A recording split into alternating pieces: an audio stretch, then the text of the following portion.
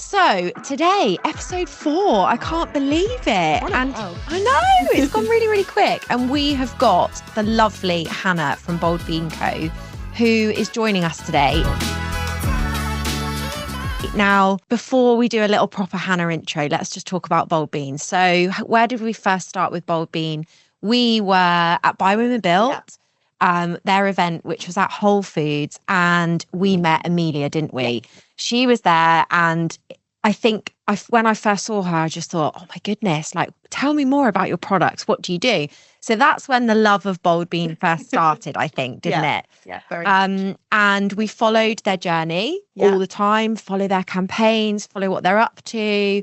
And that, you know, cheering on, I think we cheer them on all the time because I'm so proud of how far they've come, especially in the last sort of year. So Hannah, over to you. Thank you so much for joining us today. And I'm just going to start with a little bit about you, how you started with Bold Bean, and your story, I think. Is that okay? Yeah, absolutely. So hello, thank you so much for having me. A little bit about me. I started with Bold Bean. I've been with them for 4 years now. I was actually their first hire, so it feels very special actually to kind of be here and kind of see all that growth. But I actually came from a musical theatre background, so a bit of a less traditional route into food and kind of content creation. But it was during COVID and lockdown when I graduated from drama school, and then kind of went back home and started just kind of cooking a bit more as we all did really. And then those recipes went up on Instagram. Then gradually over time, I built up a bit of a following, and that's how I met Amelia through that account. Like, she sent me some beans. We just got quite friendly, got to know each other. And it all just took a bit of a switch from there, really. And I saw they were hiring a couple of years later after I moved to London, again for theatre reasons, because that's like where it all kind of happens here. But sadly, it didn't work out again. So beans came calling, and luckily that did work out. And here we are 4 years later in content creation. But I do think having that kind of theatre background has really helped with this industry as well, because you kind of have to be very creative, especially when you're doing videos and things. It's almost, you've got to kind of be very upbeat, and you're kind of putting on not a performance as such, but it's got to be like, there's got to be personality behind it. And that's something we're really strong about doing at Bold Bean. So yeah, giving that full of beans energy everywhere. I love it. I can literally feel the beans coming out of your skin, just like Amelia. I love it. I'm here for it. So just talk to me about, Bold Bean and the journey with Bold Bean. You've worked with some pretty amazing people since you started. So Jamie Oliver, Tim Spector, like, there's some pretty big names. Talk to us about that. Yeah, I know. Even like, it still shocks us when we think about those names. It's incredible. Particularly with the most recent launch with Ottolenghi and the black chickpea. And I think it's kind of the direction we're going down for content. We're moving into like being seen as more of a media company or like content creator in our own right, like not just a brand. And I think because of that, and how we're not super salesy or product led in our content, it's more just about beans in general, and our mission to get more people eating them and like obsessed with them, which just really aligns with people like Jamie, Tim Spector, all these incredible chefs who are also championing beans in great ways. So yeah, there's great kind of alignment there, because it's less kind of product led, but more just about our mission, getting everyone to just eat and love beans because of how great they are from a health perspective, environmental, but also taste as well. Like, these chefs really champion flavor, and that's what we're all about as well. So we also make sure that they're getting something out of it and that we're giving them value. So with content, often we'll shoot it, edit it. A lot of the time we offer cookbook recipe support as well. So we'll film a bean recipe from their book and release it around the time of the launch, just to really create buzz for them. And it naturally serves value both ways then. And we'll always partner with people who our community really like and are engaged with as well. So naturally, it just is like such a great fit. Yeah. And I think that goes into really nicely talking about, so I did an interview actually the other day, and I was talking about your content strategy. Okay. So I love email. I talk about email all the time. My team will totally know that. And I was talking about the way, the way you guys come across as a brand is not sales led. It's not directly buy from us directly, here's 10% off, come back to our shop, for example, online. It's all about value. It's all about nurturing. It's all about giving them recipes, showing them UGC. And I think that in itself is just so bold in terms of your strategy as a brand, which we absolutely love. We work with loads of other challenger brands, startups, medium-sized businesses. And I think what's really clear is to, make a move in this industry, in this space that we're in, you have to be bold. So Bold Bean is actually doing that. And I think, it's really brave. I think it's working for you guys, because wherever I go and I speak about Bold Bean, everyone's like, did you see when they did this? And, have you seen that they've done that? And I think that in itself is just so powerful. So that's a hats off to you, right? Because you are leading on that content front. So just talk to us a little bit about how you took Bold Bean from 0 to near on, 115,000 followers. I think that's a good place for us to start, Yeah. I think you're right. Like, people they don't like being sold to. It's just often just quite annoying. And I think particularly at the beginning when you're building a brand, like, sadly, no one really cares about the product either. So you've got to give them a reason to care. And so our approach has always been, like, don't really sell your product, sell reasons and use cases to buy that product. So for us, that's been recipes. So if you were to go on our Instagram at first glance, you probably wouldn't actually think we're a brand, because probably 80% of it is recipes. And you have to really kind of dig deep to sort of see the product, which in a way people might think, oh, like, is that the right thing to do? But we have found it really is. Because we've just found by more incentive to follow, wouldn't it? Like, you've got more of a reason as a consumer to want to follow an account. Especially it's inspiring. For me, I wouldn't go and follow a brand. Yeah. Because it's inspiring you to use their products, right? But in a subliminal way. It's really, really clever, Hannah. We absolutely love it. Sorry, keep going. No, all good. But you're right. It's like attracting the right kind of people. Like, we want to attract those foodies and home cooks. And by pushing recipes so much, we are building a following of that kind of person. I think we're your people, actually. I think we're those foodies and those followers. So you're attracting us. It's working. That's great. It's great. And so you'll rarely kind of see an image with our product on the page, because I think, like, what are people kind of supposed to do with that? Like, it doesn't give them value. But even in recipe videos, like, we use the jar very subtly, because we're really, the recipes work with any beans. Like, our mission is to make people obsessed with beans, like, regardless whether it's ours or not. So if they're using any beans in that recipe, that's still a win for us. Then hopefully over time, as they come to trust the brand, taste the product and think, oh, okay, it was Bold Bean who gave me that recipe, then, oh, I'm going to try it with their beans, and then just kind of have to trust that is how it turns out. But if they're cooking the recipes or inspired by what we do, then that's our mission kind of achieved. Yeah, amazing. And Laura, I'm going to look at you for this next one.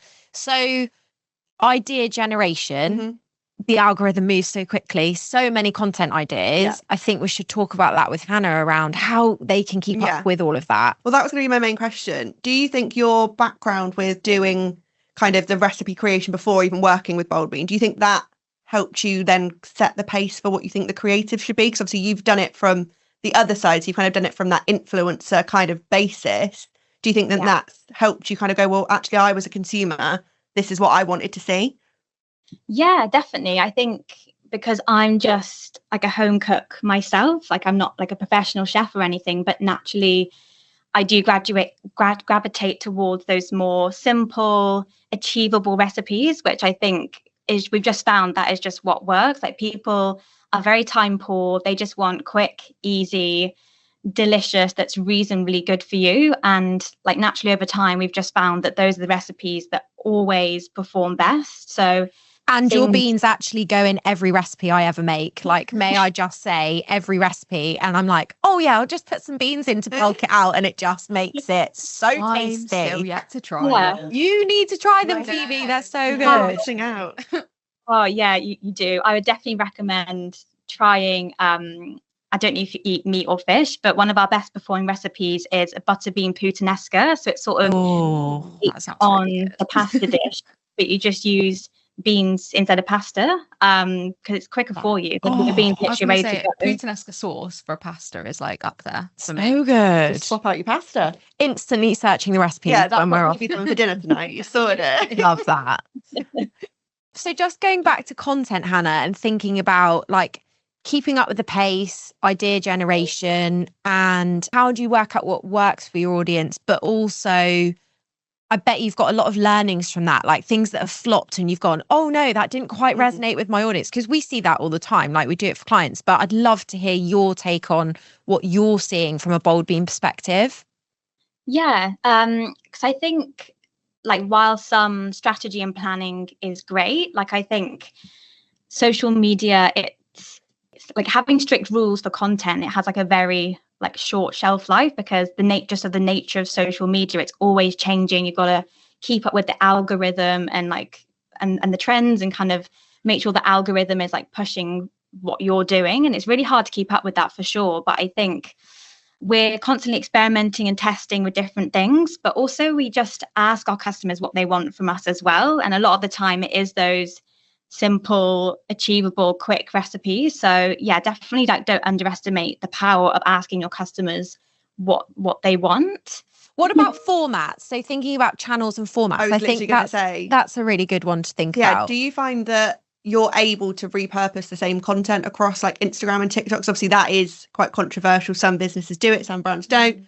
Do you find that obviously with recipes, do you find the same style of the video works? Do you have to like edit them slightly differently? How does that work?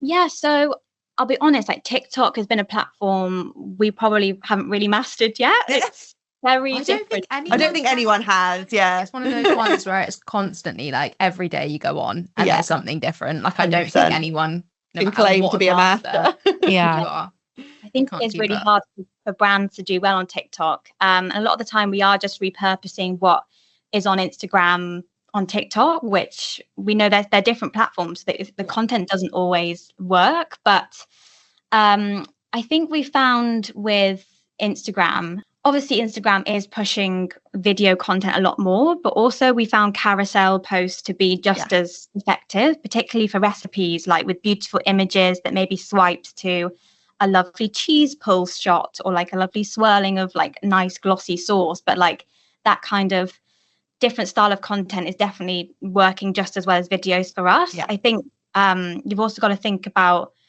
the objective of that piece. Like, is it to go viral or is it to attract your most loyal followers? Because that will kind of determine the style of the piece as well. So yeah, I think there's a lot to say in experimenting, see what lands. I know Instagram has brought out a new feature about like trialing as well, and you can test a video and see how it does before you actually post it. So that's like a great tool as well. Definitely, yeah. As well, I guess for your like engagement side of things, you probably see a lot more saves than most other brands would, because obviously people are saving the recipe content. Do you find that kind of helps push it out a little bit more?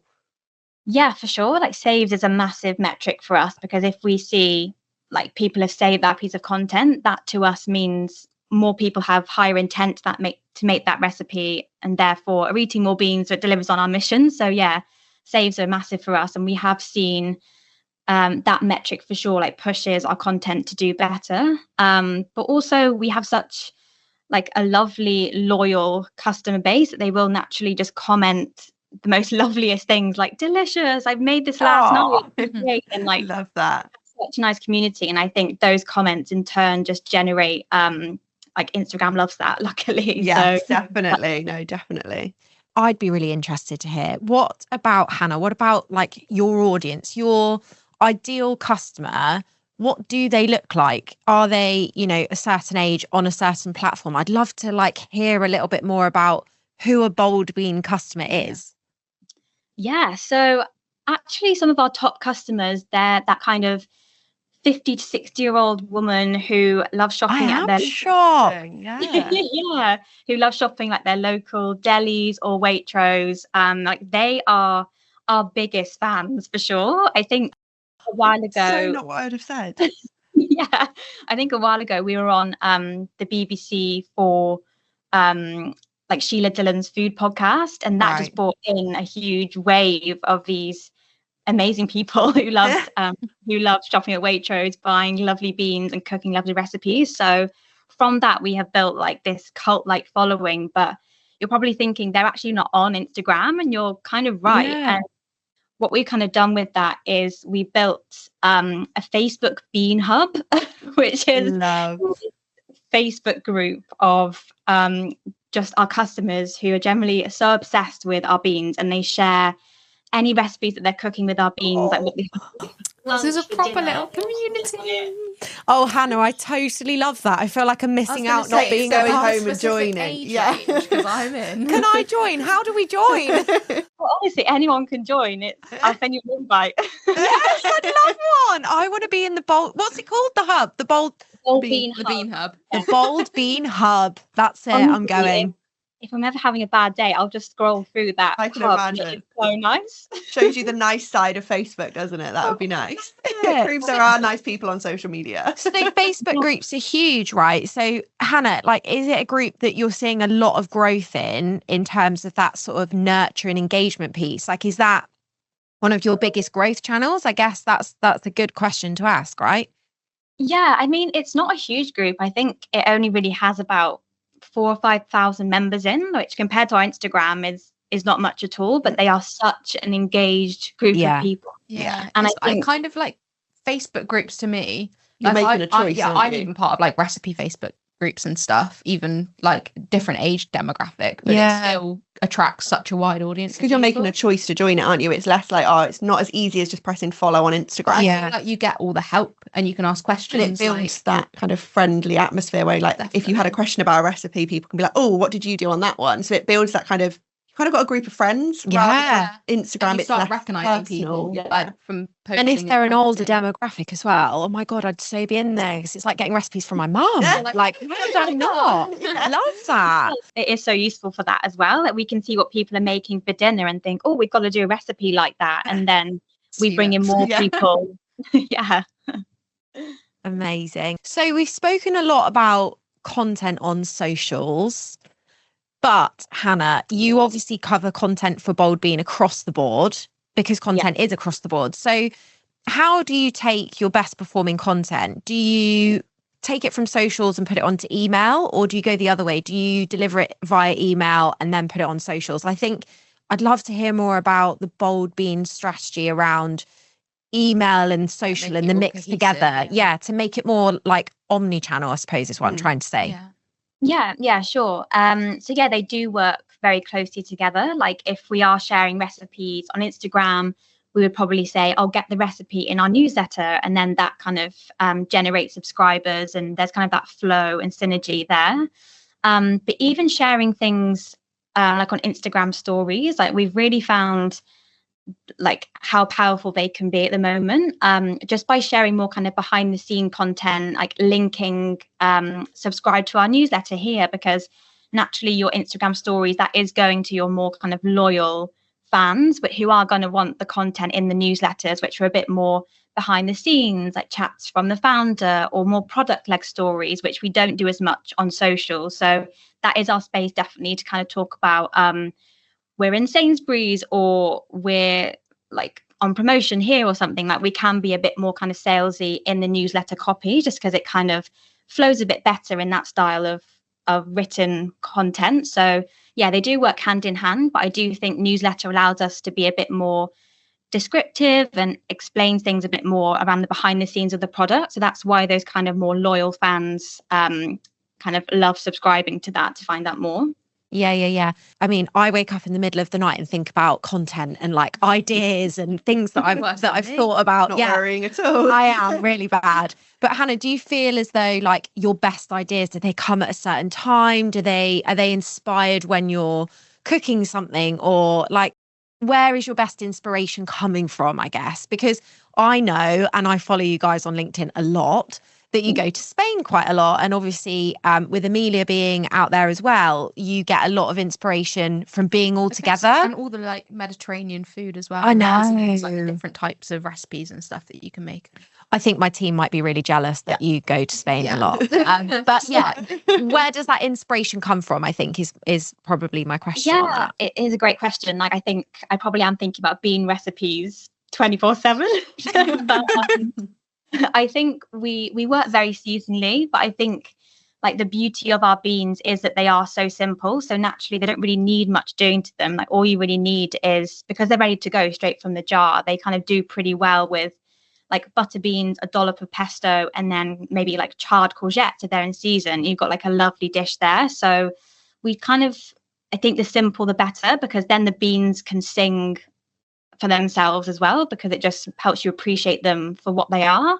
So yeah, always kind of stripping it back, I found that a lot more helpful. But even just kind of being on social media, but also seeing what other content creators are cooking at the moment, or looking in cookbooks, what are chefs doing. Like, I know when Amelia first started the company, like chefs were a massive inspiration for her. So it's so great to see how chefs are doing things with beans in really cool ways, and how we can make that a little bit more achievable for the everyday customer, but still have that more tempting and desirable nature for beans.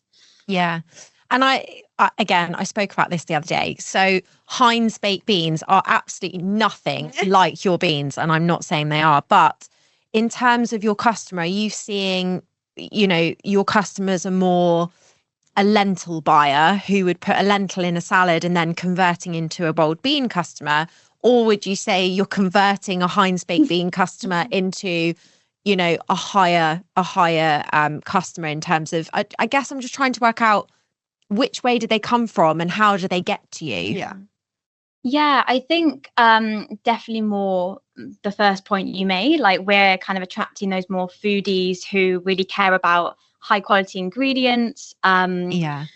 Who, they probably are kind of buying, they're more kind of plant-based eaters. But even though we don't kind of push our product as a plant-based product, like we do meat and fish recipes as well, because to get everyone to love beans, you've got to attract everyone in all dietaries. So we do have to find that balance. But in terms of the baked beans, that's been a real challenge to sort of understand like what message is landing with that. Because I think that's probably an example actually of some content that's probably flopped, is that when the baked beans first launched, like we couldn't really do recipes as such, because they are like a ready meal in their own right. So we're very kind of limited to what we could do with them, kind of like on toast, maybe pimped up a little bit with like feta or something. But we did try to think a bit more outside the box. Like, do we go down the more Heinz route? And I think we shared like some really horrible kind of meme type content with like baked beans with like sausages and like waffles, and it just like wasn't. I think I saw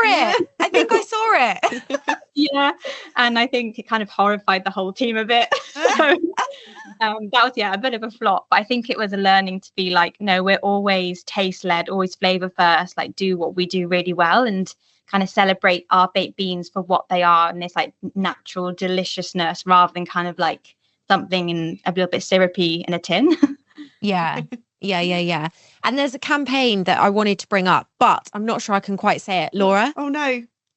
Binotto. Yes, it's Binotto, Hannah. Yes. Oh, the Binotto. That is. Thank you. I said it, and then you said it my name, and I was like, oh, it's gone from my brain. I read it this morning 4 times, Hannah, and I was like, am I saying it right? But it's the Binotto because it's beans and risotto. Yeah, beans instead of rice. Exactly. So you replace the rice with beans, which makes it a lot quicker. Risotto is like hours long, isn't it? Yeah. It's just so full of rice. I'm like, cannot be bothered. Great. Exactly. So you just cook down. It's a very similar kind of method to a risotto. Like, you just cook down onions and garlic. You can add a bit of wine if you want to, but like go the beans instead of the rice. Then you kind of flavor it however you want, like depending on the season. So we had like a lovely courgette and mascarpone one, which went viral, which was really fun. But you can do like butternut squash or mushroom. Like, it's so easy, but like I think it's that familiarity with new customers and a risotto to be like, oh, okay, I can kind of see how it works Makes now. sense. And then naturally, it makes sense to them. So they'll like sub in beans and be like, okay, that's so much easier and just as delicious. Yeah. So just in terms of, obviously Amelia started Bold Bean Co. And has transitioned, and like I say, I've been watching her journey really closely. And I actually saw you guys were advertising for a head of marketing the other day, and I was like, I think I might apply. I think I actually might apply. I'm leaving the job now. I'm leaving my own business. But I would be really interested to understand how you've gone from a founder-led storytelling company from Amelia's point of view into a brand that's now flourishing with recipes, a full team. And because that's a really difficult challenge, and it's something again that we hear quite a lot because we work with founders and we work with lots of food and drink brands, and it's that shift between, okay, so how do we take what we've got now, our brand, and grow that in a way that's growing into a team? And we've gone through that transition, and we are still going through that transition. So a little bit about that and how you've done that as a brand, I think would be really good to understand. Yeah, like it's such a big priority for us to always bring the people, the faces behind the brand into our content, particularly Amelia as the founder. Like she kind of started the Instagram before even having a product, and she built like such a community of like loyal fans, and like she was such like the face behind the brand, because she was the one running the socials, kind of doing everything. But obviously as you grow a team, naturally other faces crop up, and she can't always be the one behind the recipe videos. So yeah, we're really keen to kind of always get the team involved. So like we are a remote company, but every quarter we do these like team workaways, and that's our opportunity to like all come together. And I try and always get the team in content as much as possible, even if they don't really enjoy it, but I kind of make them. So we'll always do like fun little kind of dances or something fun that just gets... Oh, you're that person. You're the one that's like, they're like, oh no, she's coming with the camera. Can't hard relate. I know exactly how that feels. I am that person. I think they secretly enjoy it. So I'm here for it. I was going to say I'd prefer being behind than in. Yeah, no, you're like, oh no, I must film it. Oh no. No. But I think like when we sort of do content around like product launches, like we've just launched like a new if we've launched a new product or we've gone into a new supermarket, we'll always think a bit more outside the box on those pieces, and a lot of the time we will get more of the team involved and just be a bit more playful and lively and just show like there are actual humans behind this brand, and that's something we always want to push like forever. Really, we never want to lose that, because we just found how important that is. So true. Make sure that the people are behind the brand. We say that all the time because I think it's really important that you're not, speaking as a brand, you're speaking as Amelia, you're speaking as Hannah. Like that is so important. And what about, do you work with any, and I'm looking at Laura, do you work with any influencers or any creators, Hannah? Because I think that's something that, as you're growing and you're doing your recipes and things like that, do you keep your recipes in-house, or do you work with creators, influencers for them to create the recipes? I guess more down a UGC route, which is user-generated content for our listeners.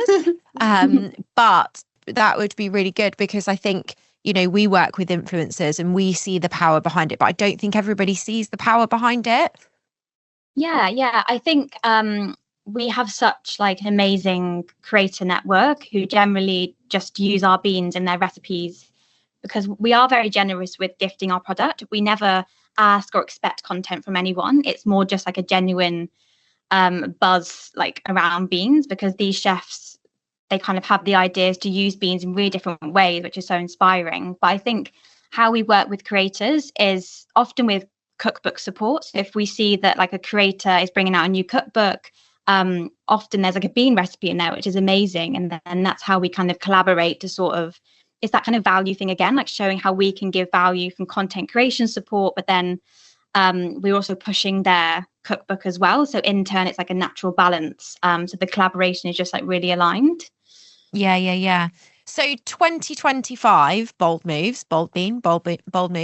What are we looking, or what are we going to see from Bold Bean in 2025? Because I literally sit on the end of my seat waiting for your next recipe. Next recipe, where you are, what you're going to be doing, who you're going to be collabing with. Like, don't give too much away. I know you probably can't give too much away, but what does 2025 look like for Bold Bean Co? Yeah, so there's a few things I can't give away. I mean, lots more recipes for sure. A few big projects coming up at the end of the year, which is exciting. But I think as well, we really just want to push, we've kind of found that like we want to do what we're doing now really well, like instead of trying to innovate and bring out new products all the time, it's like make our queen butter beans, queen chickpeas, white beans amazing, like do so many more beanottos and bean puttanescas to get so many people loving them, rather than a new product which is a little bit more niche. And it's like that's how we're really going to make the masses love beans. So constantly pushing more recipes, but I think we'd love to get more chefs involved as well, and kind of seek out like what chefs are doing in restaurants with beans and how that can inspire more people. So that's something we'd love to build in more for sure. And more things with the baked beans and get more people loving those. So yeah, there's a few things in the pipeline, but I can't really reveal them. No, I'm like, honestly, I can't wait. I'll be watching. Don't worry, I'll watch everything. Give me one tip for content that cuts through, I guess, in 2025, because algorithms change. Probably. Yeah, algorithms change. Things change all the time. But if you were to give, another brand, another food and drink brand, one tip for content that is really going to make a mark, what is it?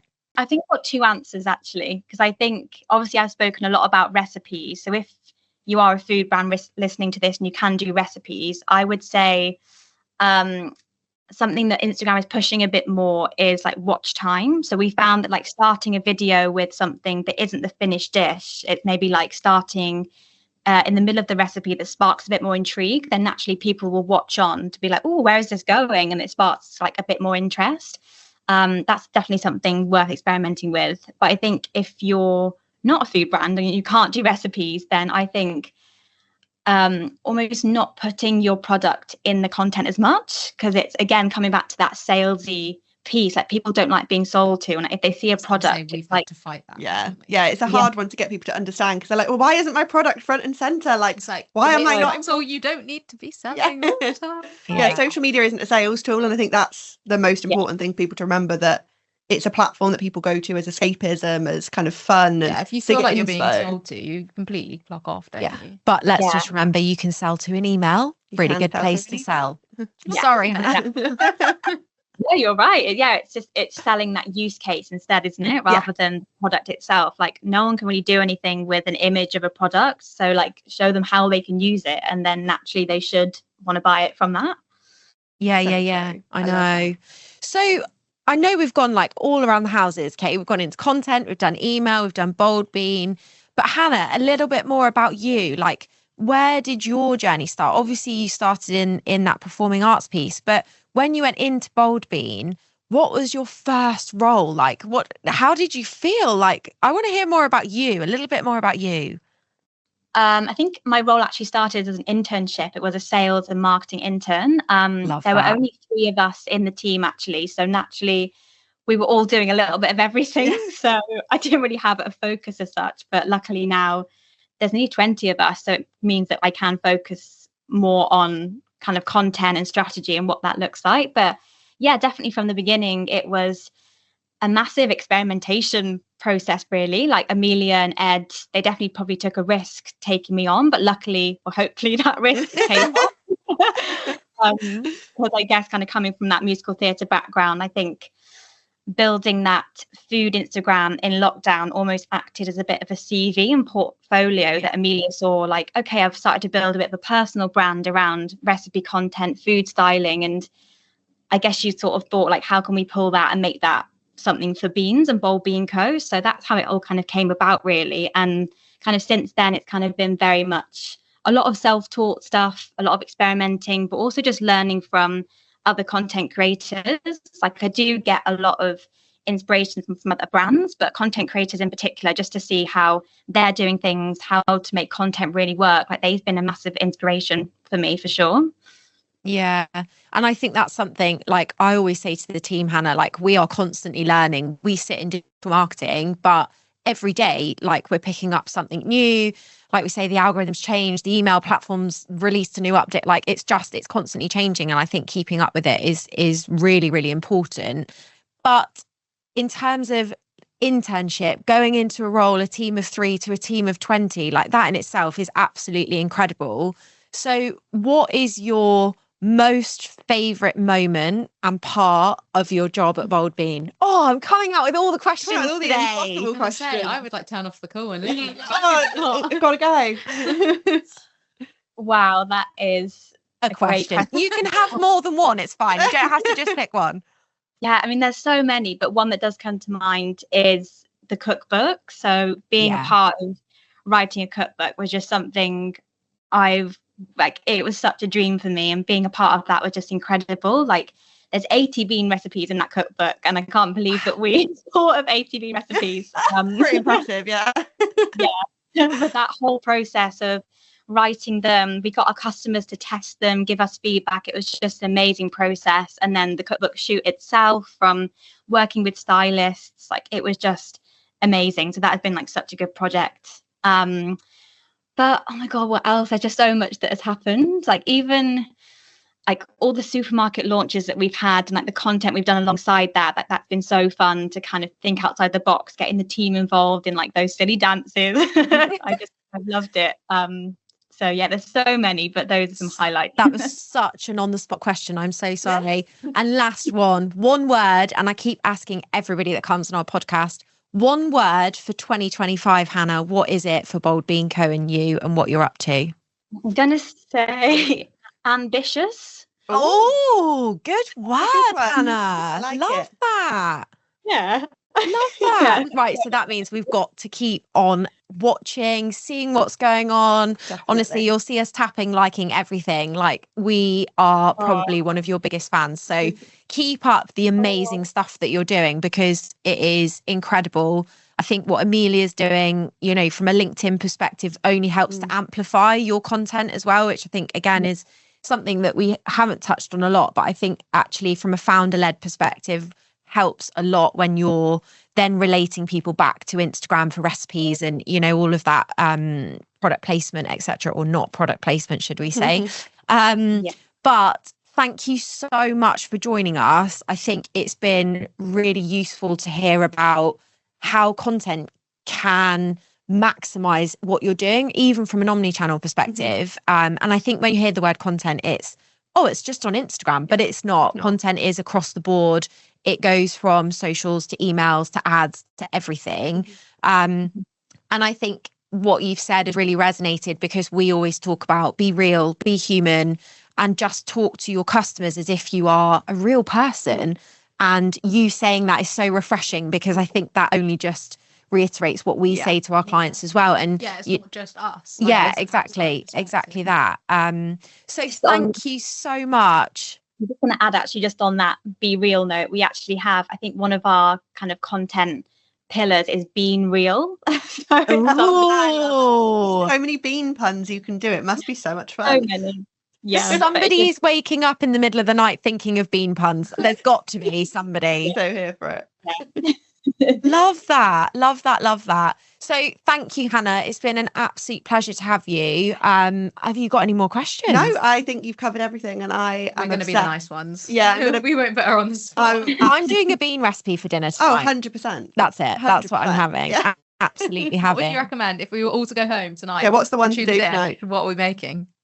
Ooh, either the puttanesca or a binotto, or maybe I'll do binotto. We'll do one each. Yeah, perfect. Yeah, love that. A harissa and chickpea stew. That's like one of me. I'm having that one with chicken in, or a vegetable dish, or so it's literally just like harissa paste, chickpeas, but it's got this with like roasted tomatoes that are kind of like a bit blistered and charred, but then it has this like lovely caper and herby yogurt on top, and it's like the combination of like, I love a yogurt. Spicy, so good. Hannah, I will be at yours tonight for dinner. I'll see you later. You're very welcome. Honestly, so I guess if you want to see great content, if you want to look at what Bold Bean are up to, go and follow them, follow their story, connect with Hannah, connect with Amelia, and just watch their journey, because it's so inspiring to just see all of the great things that they're up to.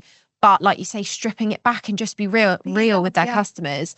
So thank you, Hannah, again for being here. We are so grateful, and I think there's so many things that our audience will value from your story, and you know how you're so immersed into that content piece at Bold Bean. But I guess it's leave a review. Thank you. Like, subscribe, leave a review, hit follow if you're watching on YouTube, you know, all of the things. And then we'll see you in the next episode. So, Thank you. Thanks so much for having me. It's been so fun. Pleasure.